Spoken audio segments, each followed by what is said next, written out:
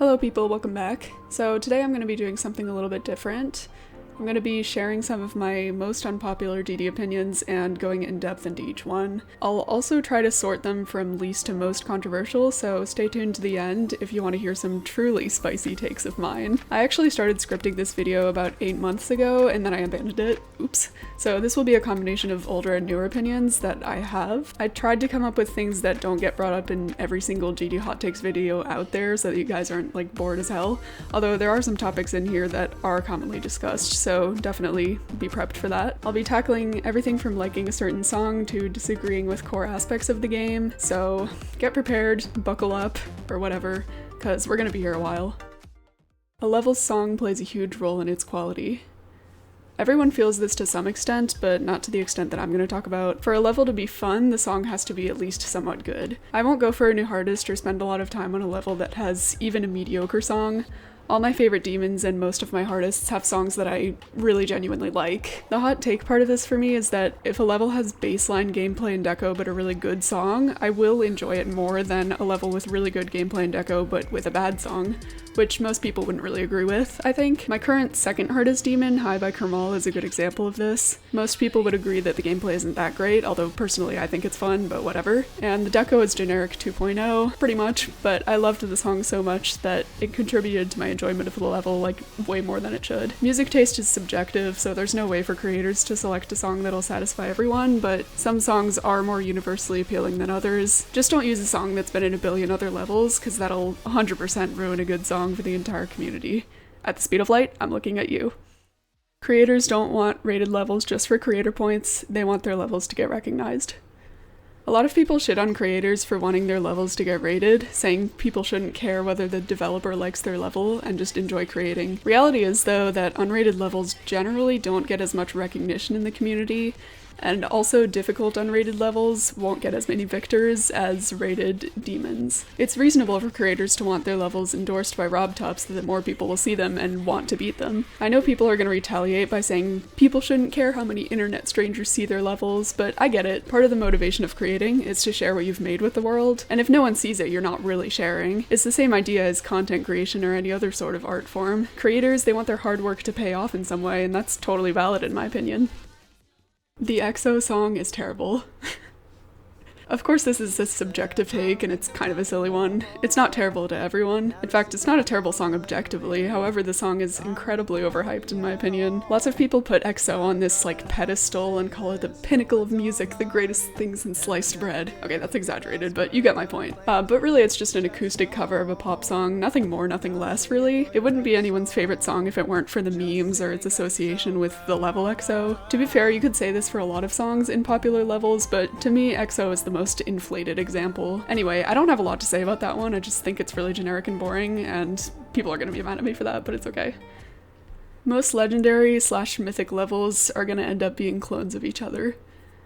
So this is actually a new take that I ended up writing in last minute. I brought it up briefly in my Astrolith video, which not a lot of people watched, so I think that's reason enough to talk about it in more depth. As of writing this, I haven't actually seen many of the newer mythic levels that have come out, but I've seen a lot of legendary levels, and to be honest, I can't point to a particular one that stands out, or has super unique gameplay or unique deco even, which isn't necessarily a requirement for a legendary rating, and I think that's where the issue comes in. These levels don't have to be unique, they just have to be better than the endless horde of good old epic rated levels. Of course, in the beginning, when there were only a few legendary rated levels, this was totally fine. You could seek out these really good levels and kind of separate them from each other and appreciate each one for its little unique qualities. But now that more and more levels with these coveted ratings are piling up, they're starting to blur into each other a little bit, and I think it'll only get worse as time goes on. I don't necessarily think there's a good solution for this either, other than just continuing to add higher and higher ratings in future updates, which I think that would only cause more problems, to be honest. But I do think the legendary rating will become the new epic rating eventually, in the sense that people won't be like, oh my god, there's a new legendary level out. It'll just be like any old level getting rated, you know? And the mythic rating will just be a bunch of over-decorated art levels with grandiose orchestral tracks. Something I've learned through my 2 years making videos, and the 4.5 years that I've had a playlist ranking my top 100 songs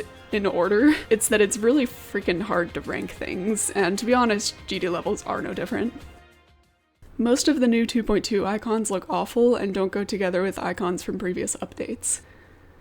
There's so many new icons, 700 plus to be exact, but the only ones I changed were my ball and robot, and I changed my ball to the end switch circle, so that barely counts honestly. I might be biased on this one because I happen to use colors that look really bad with any kind of gradient. However, most of the new icons are either just really ugly, or the ones that aren't use gradients or black or white accents that won't look good with most color combinations in my opinion. Also, some icons are just there for the funny, like that whole Microsoft Paint smiley face set, so that's why I'm sticking with my 2.1 icons. I don't really have any interest in changing them. Creator point grinding is no better or worse than star grinding. Creator point grinders get crapped on a lot, while star grinders are generally respected in the community. I get the reasoning that these people are making low-effort rated levels just to get arbitrary game stats, but honestly, I don't see how that's any different than beating every level in the game for arbitrary game stats once again. If anything, having a lot of creator points demonstrates that you're a talented creator. I know people don't want to hear that, but knowing your way around the editor to the extent that you can create rate-worthy levels at such a fast rate is a really admirable skill to have, and it really should be praised rather than hated on. If you can admire star grinders for beating a ridiculous amount of levels, you can admire creator point grinders for doing the creating equivalent of that. Just to be clear, I'm not crapping on star grinders, I have great respect for star grinders and creator points alike. If you can beat a demon in Geometry Dash, you're good at the game. This is a long one. I just want to preface this by saying that most of this community is really accepting to new players and people who are beating demon difficulties under extreme, but there are some people who swear up and down that one must beat a list demon to be good at the game. Here's the thing, my take on this, it's not even an unpopular opinion, it's just a fact. I'm gonna show off some baseline stats knowledge here. I've sketched a histogram of GD players' hardest levels difficulties where I've assigned a value to each difficulty. Also for this hypothetical, I set the minimum to 3-star difficulty to rule out people that just beat Stereo Madness and never touch the game again. I also divided the extreme demon difficulty into 5 subsections to highlight lower end versus higher end. Anyway, as you can see, there is a very heavy right tail. If you don't know how to read a histogram, that basically means that the vast majority of the population is bunched up over here on the left, and then the rest is spread out through the middle and to the right.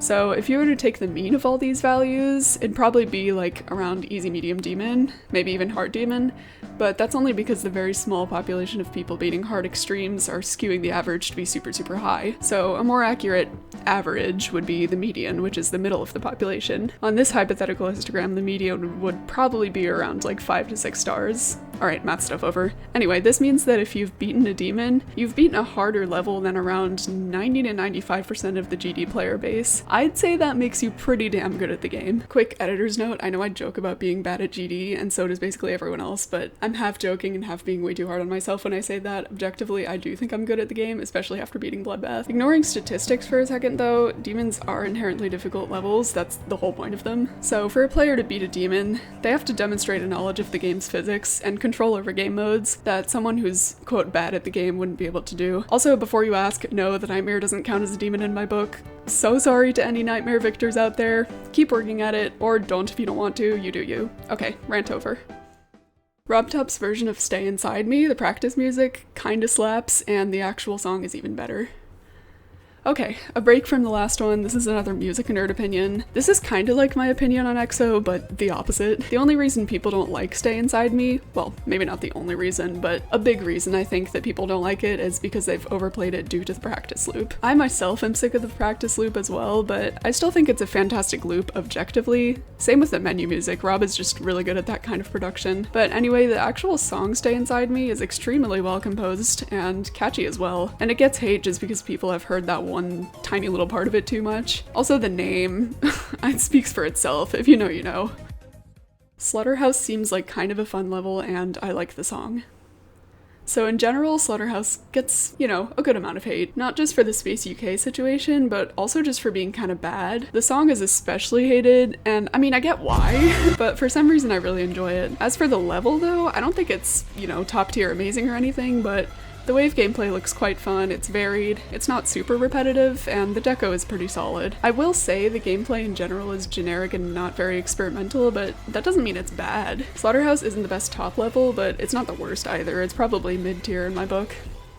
Map packs are a necessary evil. Asterisk. Okay, we're getting into the controversial stuff. Please hear me out. Yes, most of the map pack levels are absolutely abysmal, and many of them are severely misrated. Also, I'm not biased because my experience with the map packs I've done was overall awful. The thing is though, even though I only did map packs to get the 120 coins UFO, and I just wanted to get them, you know, over and done with, they genuinely did make me better at the game. I didn't notice it until after I finished the ones I needed to do and started playing easier levels, and realized, oh, I'm like actually good at sight reading and learning levels faster now. Map packs have such wonky and unconventional gameplay that going back to regular gameplay after beating them is just, it feels so much easier. The reason I put an asterisk next to this take is that I don't think that demon packs should exist, or at least shouldn't be required for certain achievements. The reason for this is that most players aren't skilled enough to beat demons at that quick of a rate, and these packs also go up to hard demon, which, as I stated in my whole histogram rant, only like 1% of the player base are able to beat. Usually by the time people get to the demon packs, they've already gained the skills they needed from map packs, and then have to beat a bunch more god-awful levels just to get an achievement, which is kinda what I had to do.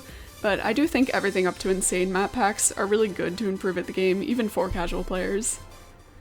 Demon difficulties should be locked after a certain amount of time. I haven't heard many people speak on this, but I have a feeling a majority of the community would disagree with me here. I have a lot of reasons for this take, but the main reason is that levels that straddle the line between one demon difficulty and another are often people's hardest, and it can be really demoralizing to see your hardest get demoted to demon difficulty. In that same vein, it can feel bittersweet to see your hardest get promoted as well, since you didn't get the rush of beating that higher difficulty at the time that you beat the level. Also, lots of demons switch back and forth between difficulties, well, forever basically. Ice Carbon Diablo X is a great example of this, and it's just annoying, frankly. Demons do need some time to settle into their difficulties since the community votes on them, but I do think after a certain amount of time, like a month or so, or a certain amount of votes, like 20,000, 30,000 or so, demon difficulties should be set in stone forever. Sure, there'd be controversy, but it would die down eventually, I think, and less people would be mad in the long run. The argument could be made that difficulty inflation is a thing, but if easy demons that are no longer considered demons can't get demoted, I don't see why mediums that are now considered easy demons should get demoted, and so on, you know? Actually, I think this locking system would prevent difficulty inflation from happening altogether, so I'd say it's a win-win. We don't need any more difficulty phases, even beyond Extreme Demon. Continuing on the demon difficulty train, yeah, we don't need any more demon difficulties or difficulties in general. I feel like the reason for the second part is kind of obvious. I mean, look at the comments of the average featured 6-star. Way too hard. This should be 8-star. Why is this 6-star? This should be 3-star. This should be 4-star. Yeah, you get the point. Anyway, we already have such a hard time categorizing levels into difficulties because not every DD player is the same, and skill sets are so subjective and unique to each player. The part about us not needing anything past Extreme Demon is more of a hot take. My reasoning for this is, like I showed in my histogram, only around, 0.1% of the active player base will ever even beat an Extreme Demon, an even smaller percentage for 60Hz players, which is the refresh rate most players play on. I don't really see any point in dividing that difficulty into even smaller difficulties just for that teeny tiny little portion of the community. And anyway, we're already ranking extremes in the community with the demon list and the AREDL? How would you say that out loud? But anyway, also, extremes have always been seen as the pinnacle of hard levels in a way. That's the ultimate goal for a lot of players, and to make that goal even more inaccessible by adding even just one more demon difficulty would be kind of sucky. Maybe I'm just biased because I jumped to Bloodbath from an insane demon and it was the single-handedly hardest thing I've done in this game, but I don't feel super strongly about this. It would just be nicer if we kept our current system. Top demon list levels are meant to be challenging above all else, and that's fine. This one will definitely make some people mad because a large part of the community is dead set on having fun top ones. And yeah, while it's definitely a bonus for the hardest levels in the game to be somewhat fun and good, the whole point of hard levels is for them to be hard. Riveting, I know. Not everyone will get to that point, and not everyone has to. The demon list isn't meant to be accessible or even appealing. It's a showcase of the hardest legitimately verified levels in the game. That's all it is. Why is it so important for people who will never even touch the top 10 to have fun top levels when people who are actually at the top, and most of them anyway, don't have a problem with pushing through potentially unfun levels to stay on top? There are other ways to enjoy this game or to be good at it, like extreme demon grinding, star grinding, even just beating levels you want to beat. The top 10 doesn't need to be catered to the community's preferences just because. 2.2 physics should have been locked to 360 steps per second instead of 240 steps per second. Before you all flood the comments saying that this isn't a hot take and everyone has been saying this for ages, there's a difference between steps per second and frames per second. There's a lot of misinformation around the physics changes in 2.2. Many people think they're locked to 240 Hz physics. In 2.1, the amount of physics steps per second depended directly on the amount of frames per second. There would be 4 steps per frame.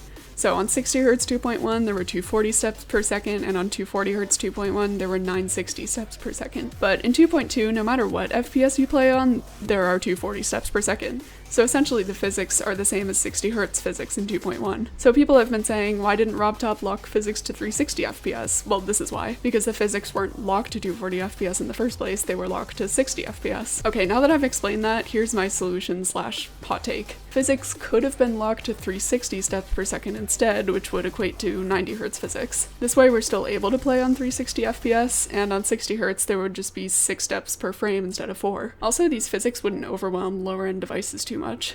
The only issue I see with this is that 240 FPS wouldn't have even physics steps per frame, similar to current 144 FPS, but honestly, it's kind of a non-issue because most people with powerful enough systems for 240 can just bypass to 360 anyway. Also, uneven steps per frame don't even make gameplay that much harder. At least my experience on 144 Hz has been fine. I literally beat Bloodbath, so yeah. Anyway, it's way too late to make any physics changes at this point, obviously, but I just wanted to bring up a better option that could have avoided a lot of issues we have now.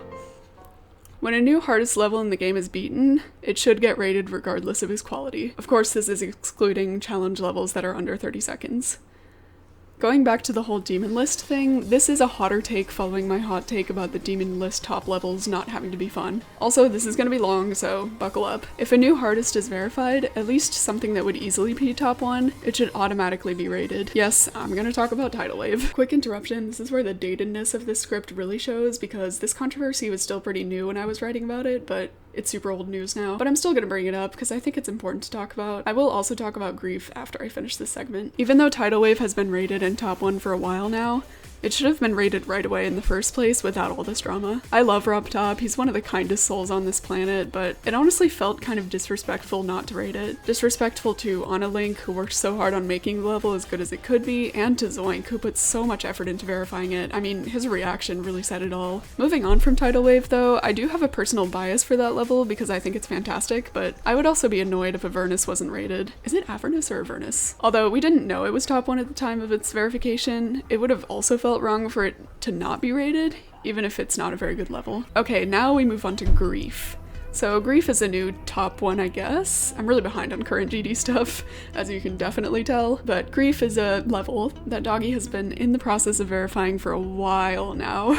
Actually, I don't know if he's still playing it, but my points still apply regardless. So Doggy was verifying it with the click between frames mod, which is a whole other can of worms that I am not opening in this video, or ever probably. But the demon list does allow this mod, which means Rob should also allow it automatically. I could have made this a separate entry in this video, but I feel like that's a pretty popular take, so I'm just integrating it into this long-ass opinion. Once again, if /when grief gets verified, given the demon list approves of the verification method, it should get rated out of respect for its creators, and for Doggy especially.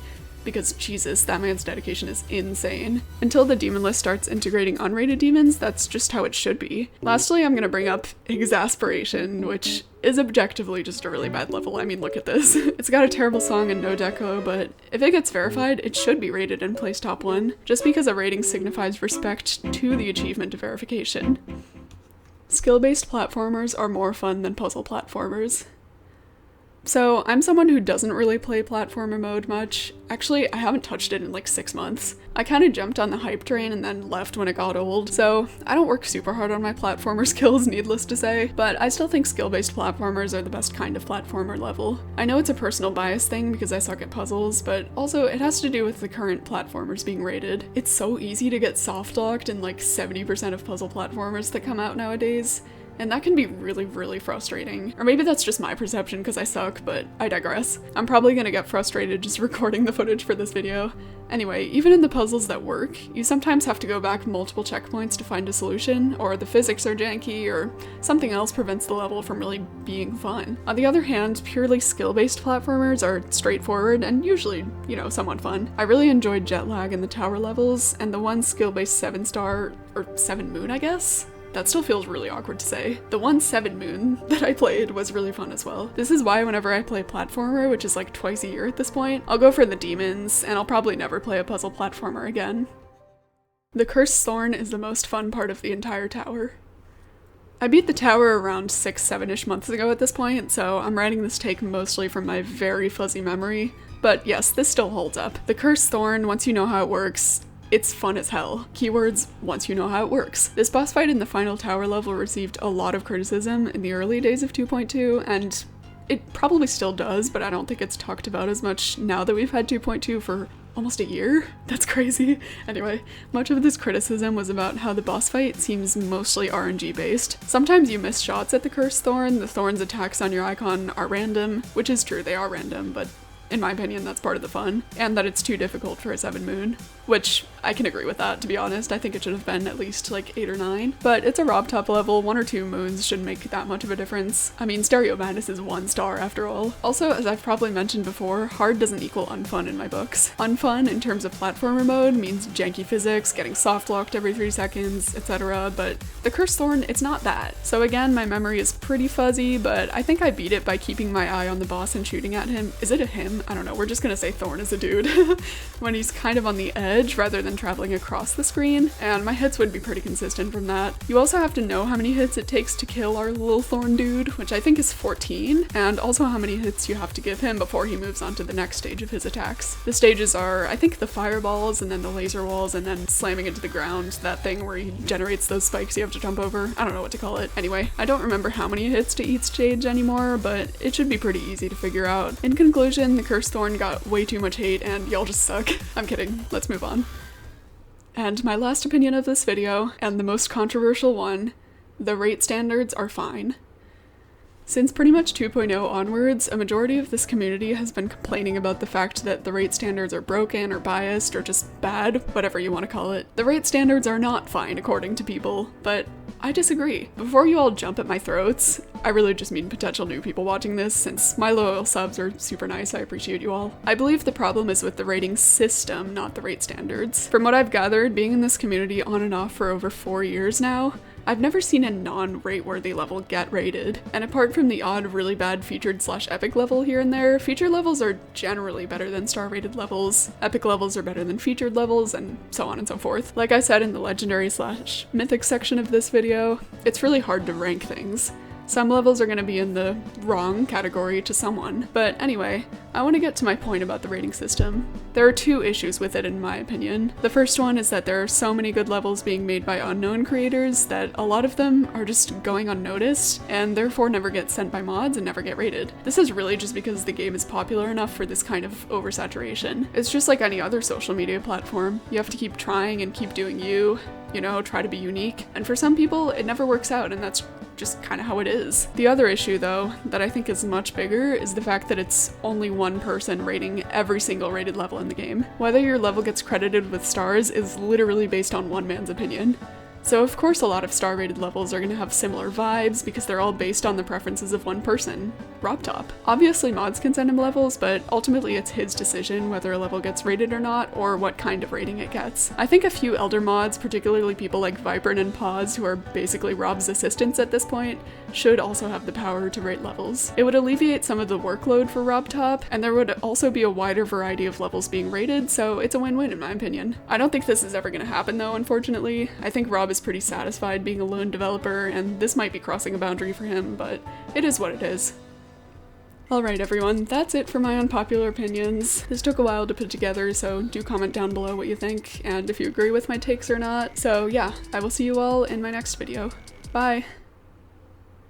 Oh my god, my voice is dead!